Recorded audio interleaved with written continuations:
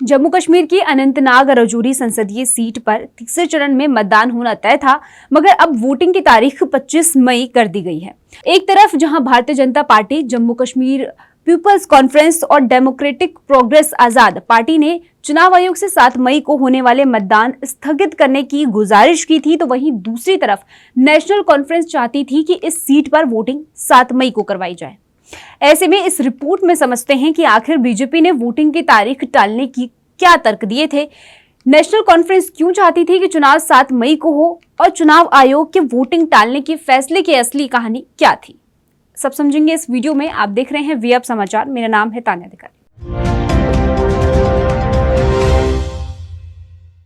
जम्मू कश्मीर की अनंतनाग रजौरी सीट पर वोटिंग 7 मई को होनी थी, लेकिन जम्मू कश्मीर की 4 राजनीतिक पार्टियां, Jammu Kashmir Apni Party, People's Conference, Democratic progress Azad और भारतीय जनता पार्टी ने चुनाव आयोग का रुख किया। तर्क दिया कि अनंतनाग और रजौरी को जोड़ने वाली इकलौती मुगल रोड अचानक से बर्फबारी की वजह से बंद हो गई है, जिस वजह से चुनाव प्रचार प्रभावित हो रहा है।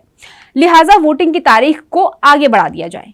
वहीं जम्मू कश्मीर की 2 और पार्टियों, फारूक अब्दुल्ला की नेशनल कॉन्फ्रेंस और महबूबा मुफ्ती की पीपल्स डेमोक्रेटिक पार्टी पीडीपी ने बीजेपी और तमाम दूसरी पार्टियों के तर्क को खारिज करते हुए कहा था कि मुगल रोड खाली है और उस सड़क के जरिए अनंतनाग से रजौरी जाकर और रजौरी से अनंतनाग जाकर चुनाव प्रचार किया जा सकता है।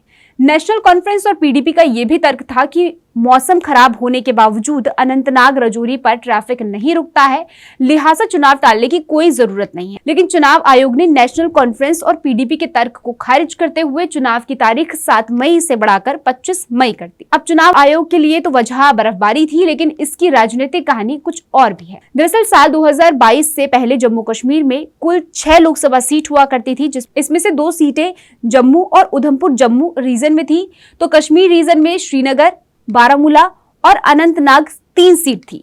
बची 1 सीट लद्दाख में थी। लेकिन 2022 में परिसीमन आयोग ने लोकसभा सीटों का नया नक्शा तय किया। इसमें तय हुआ कि जम्मू रीजन में से 2 ही लोकसभा सीटें रहेंगी, लेकिन इसके पूंछ जिले और रजौरी जिले की 2/3 सीटों को कश्मीर की अनंतनाग लोकसभा सीट से जोड़ दिया गया और नई सीट बना दी गई अनंतनाग रजौरी लोकसभा सीट।